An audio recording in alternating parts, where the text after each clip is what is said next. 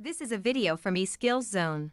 For more videos, notes, and certificates, please visit www.eskillszone.com. Hello and welcome. Hi viewers. In this video we will learn how to do merge in Excel. So here you can see that we have a table, and here you can see that there are different cells but they are not meshed together. So if you want to merge all these cells, we will first select all the array of these cells and we'll go to the merge and center option. Here you can see if we click this list of the items available over here, there are different options like merge and center, merge across, merge cells, unmerge cells. So we can apply one by one to know that how they work actually. First we will create a merge and center. So here you can see that all the cells are merged into one cell, all the cells are combined together, and the statement merge in Excel has been merged and aligned centrally. So if I click unmerge cells, then it will come back to its original position, but since we have selected the merge option, so it remains at the merge. So we will select the left line of the cells.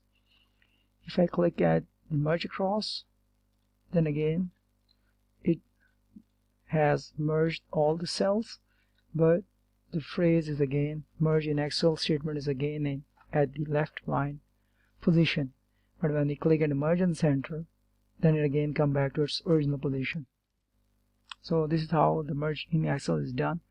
And if we come across over here, we can see that there are different commodities and there are the different sales of each item has been put in different months, like in Jan and Feb, March and April. There are different month-wise sales progress report, progress values, sales report have been put together in this table, and the total of all these 4 months can be seen in the total column.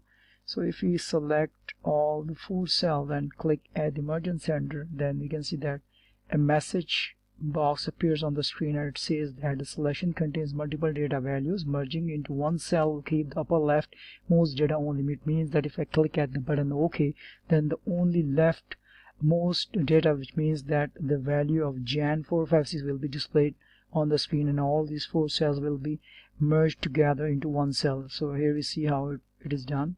So you can see that all the 4 cells are merged together into one cell, and the leftmost corner value 456 is displayed and can be seen on the screen. Likewise, if we select all the cells and we go to the option merge across, then the same message appears on the screen and it will show the upper leftmost data only. So here you can see that the only leftmost data can be seen this way again, and if we click at the merge and center, it would go back to its original position.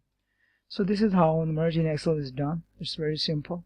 And if you want to unmerge it, then go to the option, select unmerge cells, so it comes back to its original position.